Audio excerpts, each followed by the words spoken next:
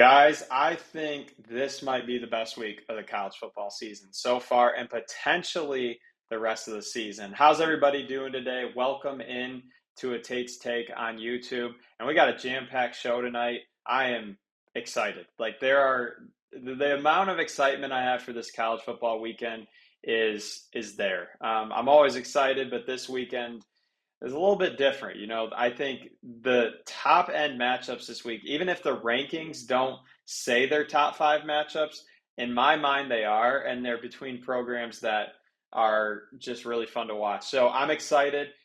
Like and subscribe to the YouTube channel. Hopefully everybody's enjoying the Tate's Take takes that are coming on Instagram every Saturday during the games, kind of after some of the big games. This past week, I had one for Texas Tech, Utah. That game surprised me. Texas Tech went in and dominated Utah in Salt Lake City. Very impressive win for Texas Tech. They're the new favorite in the Big 12. We had some fun games. Michigan looked really good on the road against Nebraska. I'm trying to think of our other big game on paper, Illinois and Indiana was supposed to be big, and Indiana beat them 63-10. So they destroyed them. I was wrong on that game. I gave it out as a pick. Sorry.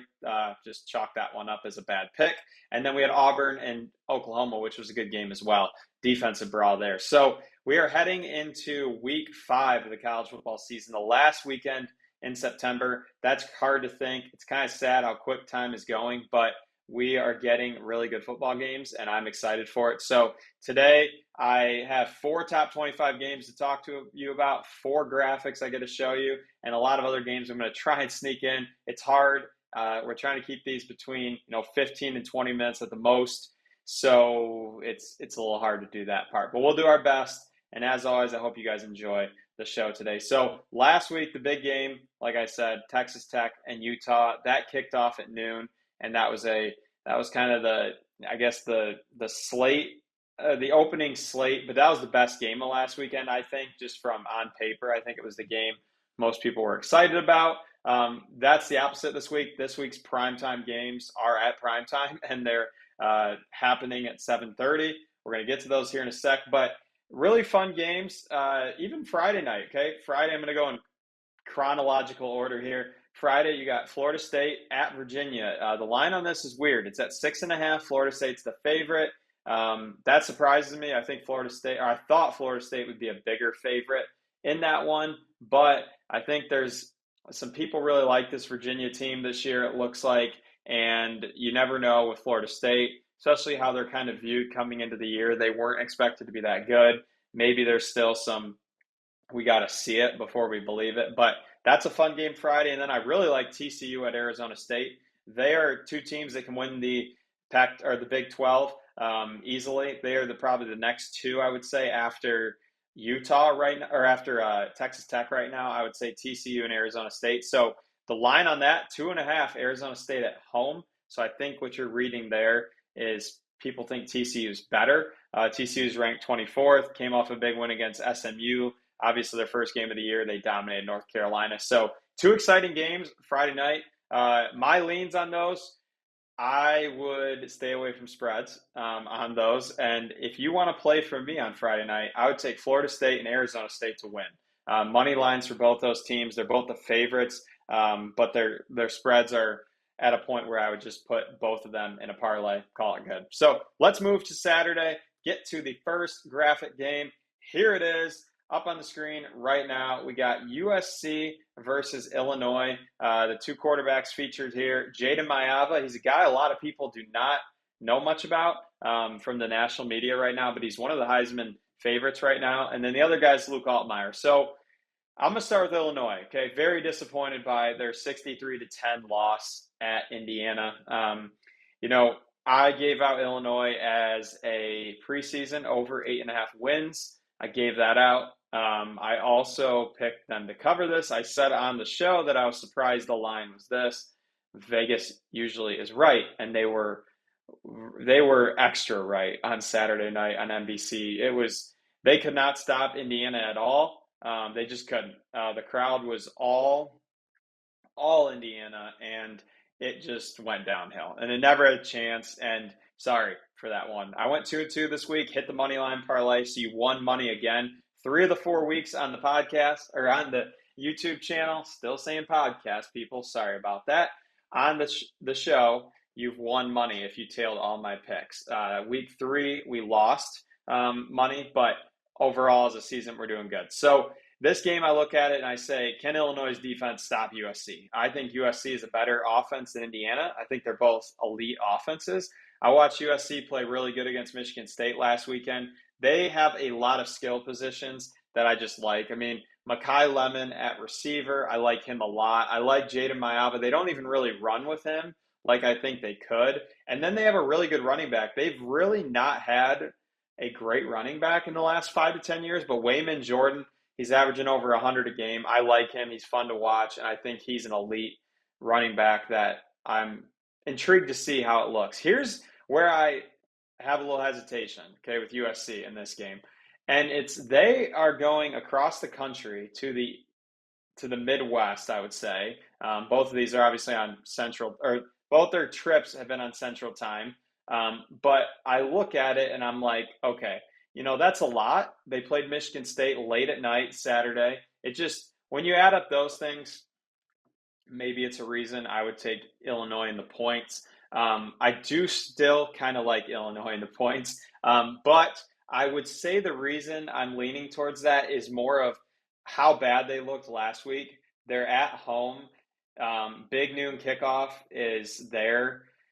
You add all those factors up, that's why I would consider Illinois to cover. Not there yet. I have not decided if that will be a pick for this week. But what I'm going to say is, yeah, they looked horrible against Indiana, but they're at home, and that would be the reason I would consider picking them. So I like USC, though. They're fun to watch. They move the ball better than Caleb Williams' teams move the ball, and they have a defense now, and it's kind of fun to watch because I think USC being good in college football and potentially making a playoff is good for college football. And right now, I could see it. They have a pretty favorable schedule when you look at the Big Ten. They play Illinois this week. Then next weekend they have a bye. Then they get Michigan at home, and then they get Notre Dame on the road, and they play Oregon at the end of the year. So they avoid, Ohio State, Penn State, and I guess that would be the main top teams. So kind of intrigued by that. So fun game at noon, start the day.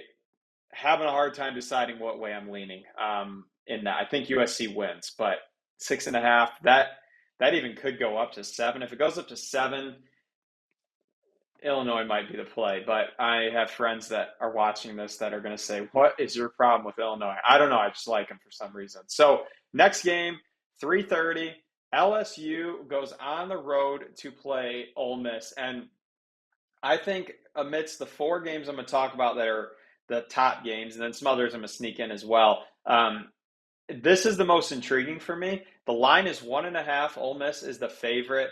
Ole Miss, number 13 in the country. LSU, number 4. LSU has some question marks on the injury report. Caden Durham, their really good running back, he's questionable. It's hard to get reads out of college football coaches on what his status is going to be. He's questionable. And then Trey Dev Green, they're really good, big tight end. I mean, that guy should be playing power forward in the SEC, not tight end. He is a huge man. He's probable. So, when he's classified probable, I'm going to say he's probably going to play, hence the word probable. But I think he plays. Caden Durham, he needs to play because I think he's such a difference maker in that run game for LSU. A guy that nobody really is probably going to know, Trinidad Chambliss. He is the quarterback for Ole Miss. He took over for Austin Simmons. It's kind of ran with the job this year so far.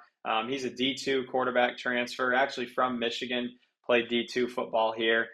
He's fun to watch. I mean, he can do it through the air. He can run it.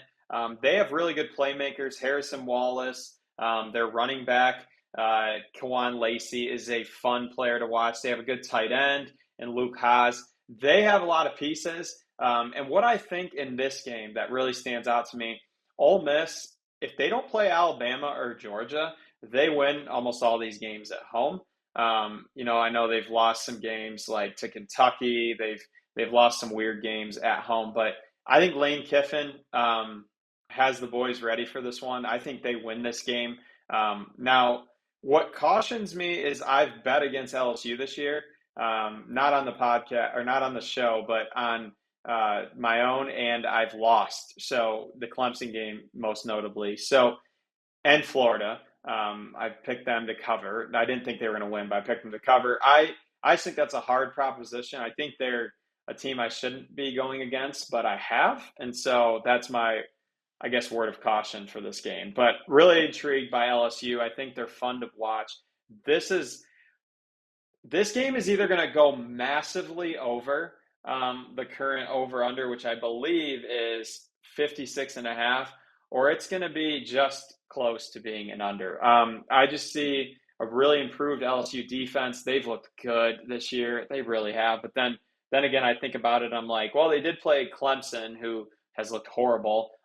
Florida, they turned them over 5 times, but they were moving the ball a lot. So still, I guess, a little hesitant on that game, if I had to say. So excited for this game a lot. I would lean Ole Miss because of some of those injury concerns, and also the home field advantage, I think, really matters in a game like this, in lots of ways. Like you playing at home, SEC football at home is a different breed. In a game I'm going to get to in a minute is why you just favor the home teams in the SEC, I think. The only time this year that in a big game, Georgia went on the road to beat Tennessee. I did pick that right, but those programs I thought were very different, Georgia and Tennessee. I think Georgia's ahead of where Tennessee is. Where I look at these two teams and I think of, yes, LSU won the national championship a couple of years ago with Joe Burrow, Jamar Chase, and that insane team. It's still yet to be proven under Brian Kelly. So that would be my, I guess, cause for concern on that one. My game of the week, game I'm most excited about. Let's get to it right now. It's Oregon at Penn State, Big Ten football. It's a whiteout. And I love that the whiteout is not featuring Ohio State. I just had to say that right now. Last year, I know the game was a noon game between Ohio State and Penn State, but a lot of these times, these have either been against Penn State or against Ohio State or Michigan. Michigan has had success there. They also lost the one year pretty bad with Shea Patterson. So I look at it and I'm like, Penn State's winning this game, okay? I'm just going to get that out there. Here's the reason why. James Franklin wins when he is the favorite, and they are a 3.5-point favorite.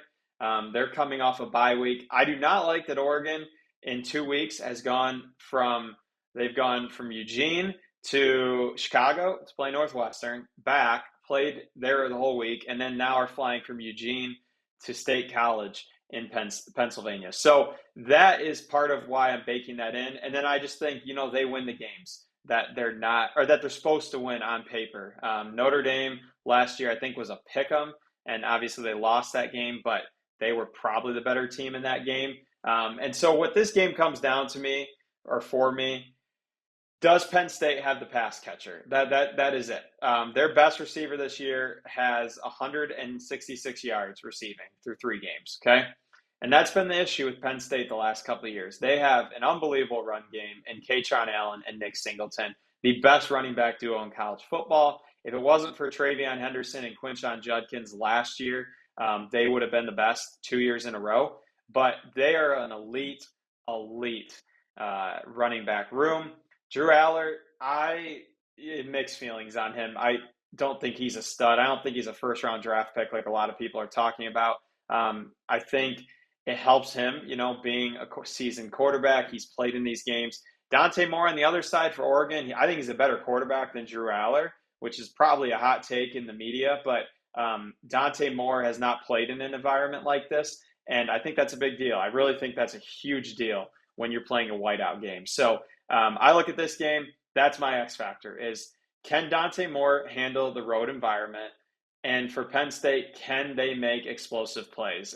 Both these teams have unbelievable defenses. Mateo Ugalele is a stud. He is a first-round draft pick waiting to be. And then Danny Dennis Sutton for Penn State is a stud. These are both first-round picks, both guys that are going to make a lot of money in the NFL. And I I'm saying Penn State wins. I don't know about the cover yet. 3.5. You could tell me this game comes down to a field goal. I believe it. That's why I think the line's there. But this is my game of the week. A lot of friends of mine obviously follow the Big Ten the most exclusively. So if you're watching this, one of you I know is a big Penn State fan. So I think your team's going to win this week. I do. I think you win night games at Penn State when you're not playing Michigan and Ohio State. And that's the reality. Ohio State has had very good success at Penn State, and Michigan won the 1 year, lost the 1 year. So I just see it working out for Penn State. That's all I got to say. So moving on to the game that will be happening at the same time in the SEC, probably the two best college football programs the last 10 years. I know I want to put Ohio State in there, but these two teams both have multiple national championships. Alabama, Georgia. Alabama, number 17 in the country, going to Georgia, and it's a 2.5-point spread.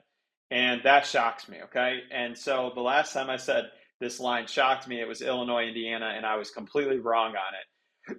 The reason the line is this is Georgia has a lot of injuries. The availability report comes out, and you can see a lot of the status reports for these guys. It's hard to know, really hard to know exactly how it's going to play out. But that is why the line is 2.5. And I think teams look at Alabama and they say, okay, yeah, they looked bad against Florida State. Maybe is Florida State just that good? Obviously, earlier in the show, I said I'm still hesitant on them, but maybe they are just a better team. Here's where I'm interested. Alabama gets Jam Miller back, and Jam Miller was one of the better running backs last season in college football. Ryan Williams had a breakout game against Alabama or against Georgia last year. He had a really good game 2 weeks ago against Wisconsin. Ty Simpson got that confidence. Here's why Georgia wins after saying all that. It's at Georgia, and they don't lose those games. They don't. And they still have a really good defense. Yes, they gave up a lot of points against Tennessee, but I think Tennessee's offense is just always going to put up a lot of points. I know last year when Tennessee played Georgia, it was a low-scoring game, but I just think Georgia wins this game. I think they want revenge from last year's game where, they were getting beat pretty bad, and then they came all the way back. You thought they were going to win. Then Ryan Williams had that memorable catch down the sideline. And add all that up, I think Georgia wins this game. I don't know if it'll be on the picks of the week. I just don't know. It's hard to know if I want to put that in there because it is one of the big games. Sometimes I don't want to give that out because I just want you guys to watch as neutrals. But I will say that I think Georgia wins. I think Penn State wins. So if you want a little parlay, add those two up. It'd be a pretty good payout. You probably get a 2-1, potentially 3-1 return on that, just given them being toss-up games. But I just think Georgia wins that game at home. So another game I wanted to briefly talk about, Ohio State goes to Washington. This is an intriguing game. Ohio State has not played at Washington, to my knowledge. It's a hard place to go play college football at. Ohio State's coming off a bye. I think Ohio State wins this game. I'm not overly concerned about it. That could be clipped and viewed and sent back to me from my friends that don't like Ohio State. I just think Ohio State's defense is the best defense in the country, and I think you look at what another week of practice can do for that offense. I think they win this game. Some other intriguing games. Notre Dame goes to Arkansas. The line's really low on that one. Notre Dame has some injuries that people are concerned about. Auburn goes to Texas A&M. Fun game, I think, there in terms of what to think on that. Indiana plays Iowa. Another game I'm intrigued by. So it's the best college football weekend of the year so far. The Ryder Cup is this weekend for golf. So I will be getting up at 7 in the morning on Saturday, watching the Ryder Cup, and then tuning into college football all day. I'm excited. I hope you guys are. Subscribe to the YouTube show. Follow the Instagram. Let me know if there's anything else I can do to improve the quality. And as always, please subscribe to the subscribe to the YouTube channel. I'm going to have to start doing a donation where every time I do that, I have to donate $1 or something, and people hold me accountable to that because I keep calling it the podcast. So we will see you guys next week for a Week 5 recap, Week 6 preview. There's some amazing games next weekend too. So sit back, enjoy some college football this weekend, and we're spoiled. Great weekend of college football. See everybody next week.